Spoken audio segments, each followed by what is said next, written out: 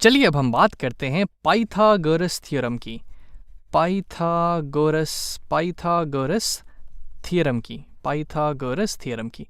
ये मैथ का एक ऐसा थ्योरम है जो कि कई जगह काम में आता है। आप ज्योमेट्री की बात कर लें, वहाँ पाइथागोरस थ्योरम का यूज़ है। आप ट्रिग्नोमेट्री की बात कर लें, वहाँ इसका यूज़ होता है। अगर आपको किन्हीं दो पॉइंट्स के बीच का डिस्टेंस पता करना है तो वहाँ हम पाइथागोरस थ्योरम यूज़ करते हैं, या फिर आपको किसी चीज़ का हाइट पता करना है तब हम पाइथागोरस थ्योरम यूज़ करते हैं। तो इसका कई जगह यूज़ आता है। इसी वजह से इस थ्योरम का एक अच्छे से अंडरस्टैंडिंग होना बहुत ज़रूरी होता है। चलिए अब हम लोग इस थ्योरम पे आते हैं कि एक्चुअली एक थ्योरम क्या होता है। अब जैसे मान लीजिए कि मेरे पास एक ट्रायंगल है, एक राइट एंगल्ड ट्रायंगल है। एक राइट एंगल ट्रायंगल मतलब क्या कि उसके तीन एंगल में से, उस ट्रायंगल के तीन एंगल में से जो एक एंगल है वो 90 डिग्रीज का है। वो एक राइट एंगल है जिसको हम ऐसे शो करते हैं। तो यहाँ पे इस ट्रायंगल में ये वाला जो एंगल है यहाँ पे, ये एंगल यहाँ पे 90 डिग्रीज का होगा, जिसको हम लोग राइट एंगल बोलते हैं। राइट एंगल, जिसकी वजह से ये ट्रायंगल राइट एंगल्ड ट्रायंगल कहलाता है। राइट एंगल्ड ट्रायंगल कहलाएगा या फिर राइट ट्रायंगल बोल सकते हैं। अब पाइथागोरस थ्योरम की मदद से अगर मुझे एक राइट एंगल ट्रायंगल का कोई भी दो साइड दिया हुआ हो तो मैं तीसरे साइड का पता लगा सकता हूं। अब ये देखने से पहले कि ये कैसे होता है, यहाँ पे एक और छोटी सी चीज़ है जिसको हम ध्यान से देखना चाहेंगे।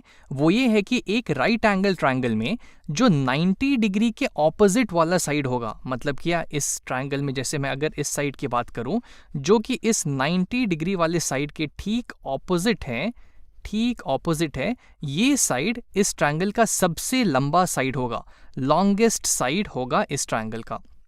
इसको आप ऐसे भी सोच सकते हैं कि ये ट्रायंगल जिस तरफ खुल रहा है, ये दोनों साइड इस तरफ खुल रहे हैं, तो ये वाला साइड इस ट्रायंगल का लॉन्गेस्ट साइड हो जाएगा और इस साइड को हम लोग हाइपोटेनस बोलते हैं। हाइपोटेनस बोलेंगे।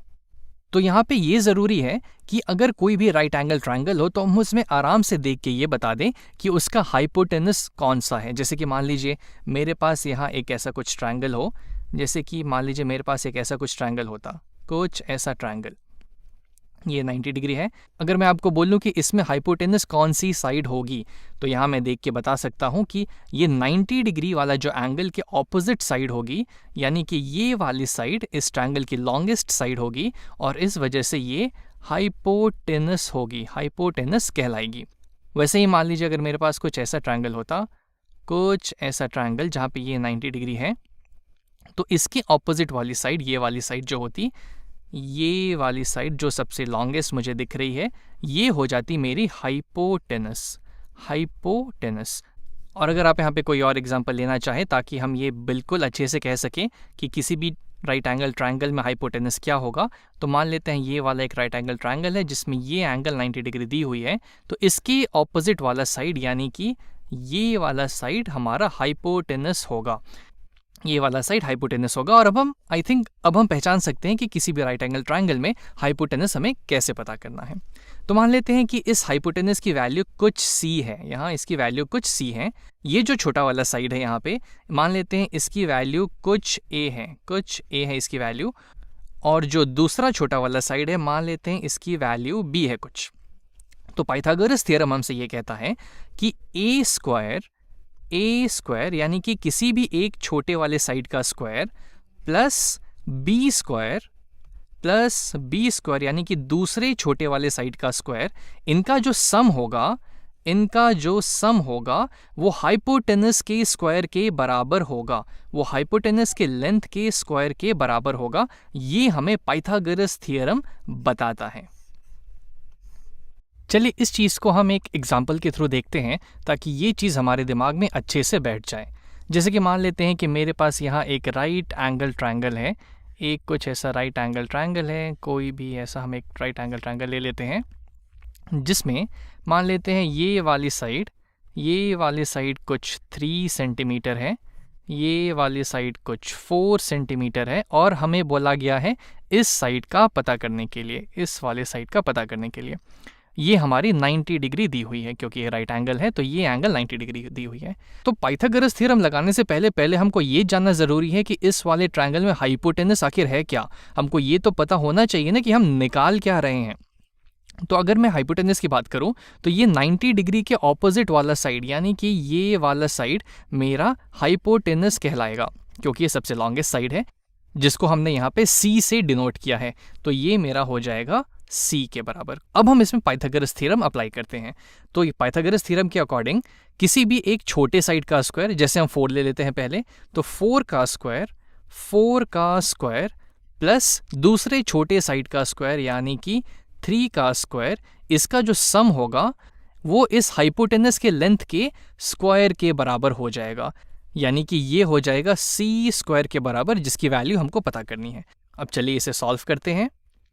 तो 4 स्क्वायर होता है 16, 4 स्क्वायर हो गया 16 प्लस 3 स्क्वायर यानी कि 3 टाइम्स 3, उसकी वैल्यू हो जाएगी हमारे पास 9, और इसका टोटल सम जो है हमारा C स्क्वायर के बराबर होगा। 16 प्लस 9 होता है 16 प्लस 10 हो गया 26, 26 माइनस 1 यानी कि 25। तो 16 प्लस 9 मेरा आ जाएगा, इन दोनों का सम आ जाएगा 25, जो कि C स्क्वायर के बराबर है, जिसको मैं ऐसे भी लिख सकता हूं कि C स्क्वायर जो है इज इक्वल टू 25।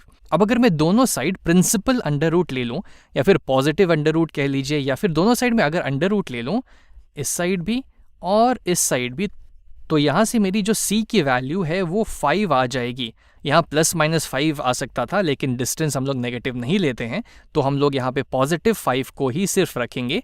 तो यहाँ से मेरी C की वैल्यू 5 आ गई, यानी कि इस राइट एंगल ट्रायंगल में जो इस हाइपोटेनस C की वैल्यू होगी वो 5 सेंटीमीटर हो जाएगी। और जैसा हमने माना था कि हाइपोटेनस सबसे लॉन्गेस्ट साइड होती है, तो यहाँ आप देख भी सकते हैं कि जो हाइपोटेनस की लेंथ है वो बाकी दोनों साइड से बड़ी है।